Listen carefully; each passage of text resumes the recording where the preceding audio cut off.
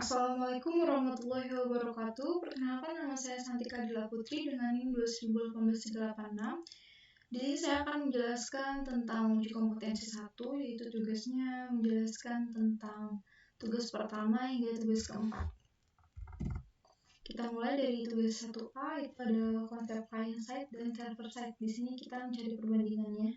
Perbandingan pengertiannya sendiri adalah kalau client side itu pengolahannya dijalankan di komputer klien atau pengunjung. Sedangkan kalau server side itu pengolahan dilakukan di komputer server dan hasil pengolahannya dikirimkan ke komputer klien atau pengunjung. Lalu di sini perbandingan lainnya itu ada contoh bahasa pemrogramannya. Kalau client side itu ada PHP, ASP, ASP.NET, JSP, Python. Kalau server side itu ada HTML, CSS, JavaScript, dan XML. Tempat mengeksekusi skripnya, kalau client side itu dieksekusi di browser, kalau server side itu dieksekusi di client atau web browser. Nah, hasil dari pengolahannya itu kalau kalau client side itu proses penerjemahnya ke dalam bahasa yang dimengerti manusia dan outputnya ditampilkan berupa visual. Kalau misalnya server side itu dibuat ke dalam bentuk bahasa HTML dan klien atau pengunjung itu tidak mengetahui skrip aslinya yang telah ditulis oleh pembuatnya. Di sini perbandingan lainnya ada cara kerja. Kalau client side itu ketika seseorang berkunjung ke sebuah web, komputernya akan download data. Kalau server side itu ketika sebuah webnya dikunjungi, server akan mengirimkan data untuk ditampilkan di web. Lalu ada perbandingan persyaratan dan ada perangkat lunak yang digunakan. Ini contoh client side, itu tatap muka dengan kliennya. Sedangkan server side itu melalui sebuah media.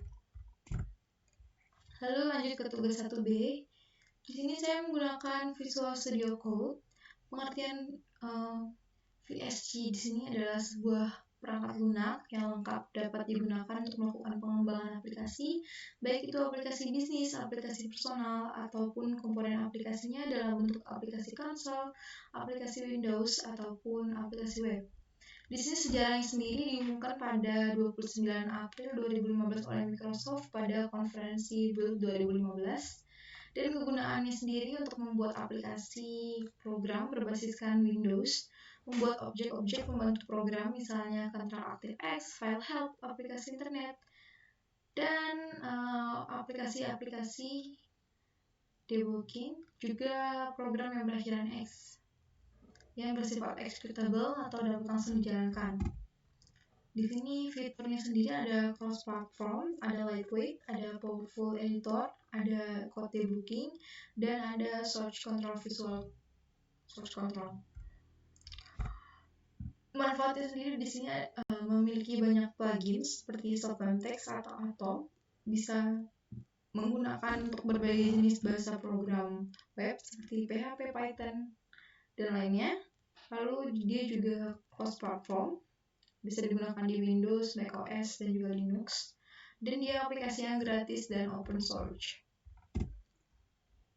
Kelebihannya sendiri seperti yang disebutkan tadi, text editor yang gratis, sudah terinstall plugin Emmet, mudah mengelola extensionsnya banyak, kustomisasi tampilan, terintegrasi dengan Git, snippet, dukungan bahasa, autocomplete.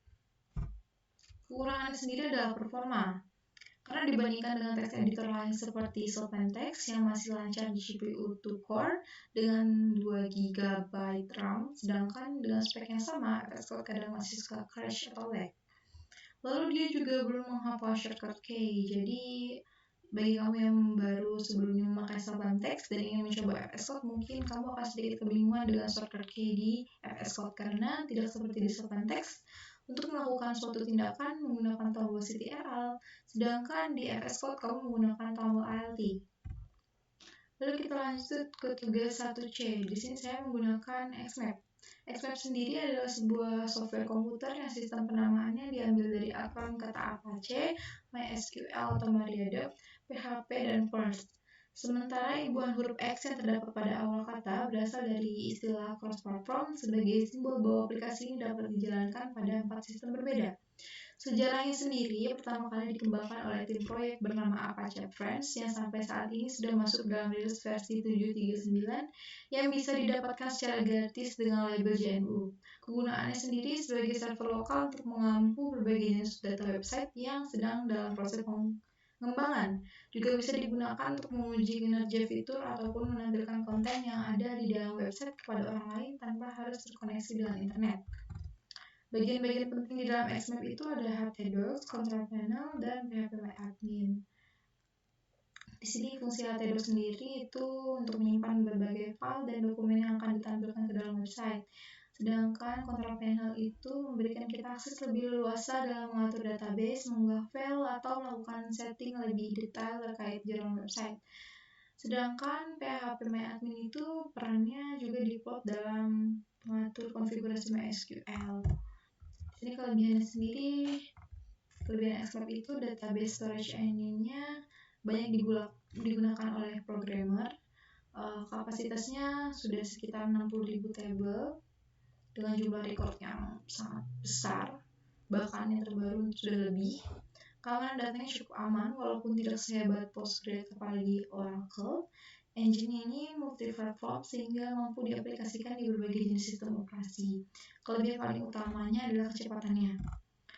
Di sini ini salah ketiknya harusnya kekurangan. Kekurangannya itu tidak cocok untuk menangani data dengan jumlah yang besar, baik untuk menyimpan data maupun untuk memproses data. Di sini memiliki keterbatasan kemampuan kinerja pada server ketika data yang disimpan telah melebihi batas maksimal. Lalu kita lanjut ke tugas 1D. Di sini kita melakukan login di GitLab. Untuk informasi saja, kalau login di GitLab itu dapat menggunakan akun GitHub. Karena kebetulan saya di sini menggunakan akun GitHub. Lalu kita untuk membuat project baru di dashboard GitLab itu ada di tombol plus di samping search ini, itu ada new project atau repository, kita klik.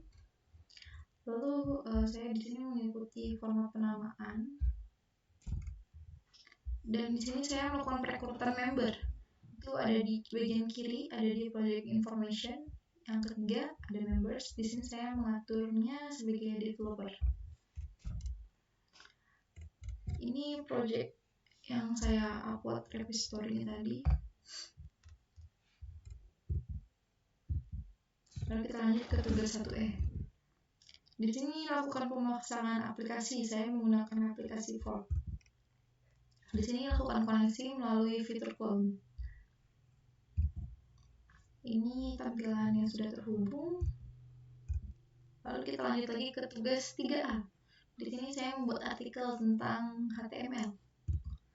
Pengertian HTML sendiri adalah singkatan dari Hypertext Markup Language yang memiliki pengertian bahasa markup standar untuk membuat dan menyusun halaman pada aplikasi website. Sejarahnya sendiri ini sudah menjadi teknologi utama web dari 1990-an setelah tim Berners-Lee. Dan di sini sudah ada 5 versi. HTML versi 1, versi 2, versi 3, versi 4, dan versi 5. Lalu di sini ada pengertian tag. Tag sendiri adalah awal dan akhiran dalam perintah HTML yang bisa dibaca oleh website browser. Tag dibuat dengan menggunakan kurung siku terbuka dan tertutup seperti ini. Nah, fungsinya sendiri adalah berbeda-beda tergantung dari perintahnya, seperti membuat judul, paragraf, heading, cetak, bold, miring, dan lain sebagainya. Seperti ini. Lalu yang kedua ada elemen. Elemen sendiri adalah bagian yang berisi keseluruhan code dari tag pembuka dan penutup. Sebagai contohnya adalah bold. Di sini ini tengahnya belajar HTML. Lalu di sini ada atribut.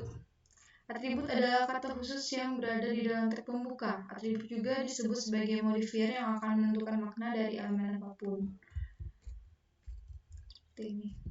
Lalu fungsi HTML sendiri yang pertama membuat halaman website, yang kedua sebagai dasar website, yang ketiga menandai teks pada halaman website, yang keempat menampilkan media, video, gambar, tabel, dan lain-lain di website, memungkinkan pengguna untuk diarahkan ke website ini. Sini ada cara kerja HTML.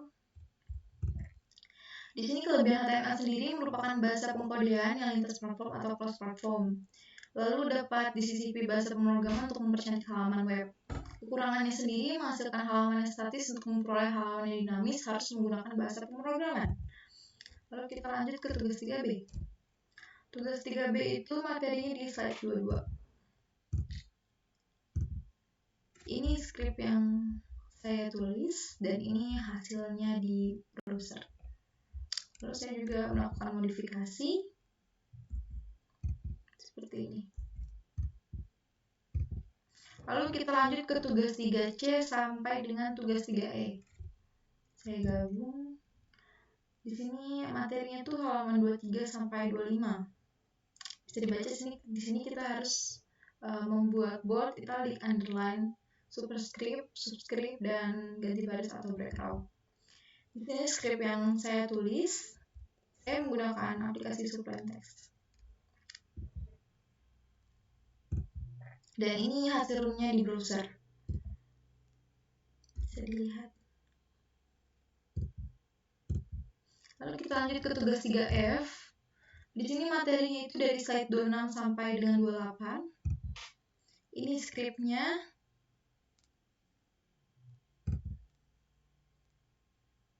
Dan ini hasil run di browsernya. Lalu kita lanjut ke tugas 3G. Di sini materinya itu dari slide 31 sampai 34. Ini skripnya.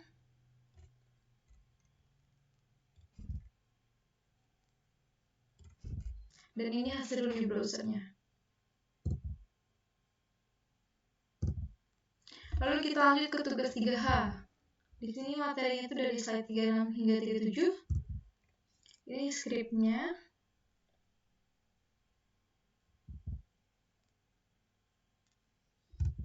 Dan ini hasil run di browsernya. Lalu kita lanjut ke tugas terakhir, yaitu tugas 4. Di sini skrip yang saya tulis.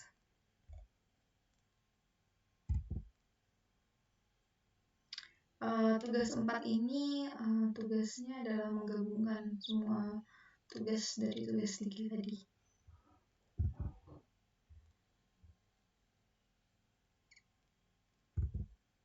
Ini hasil run di browsernya. Ini saya menggunakan GIF ya. Ini seharusnya gambarnya bergerak. Dan ini versi lebih formalnya.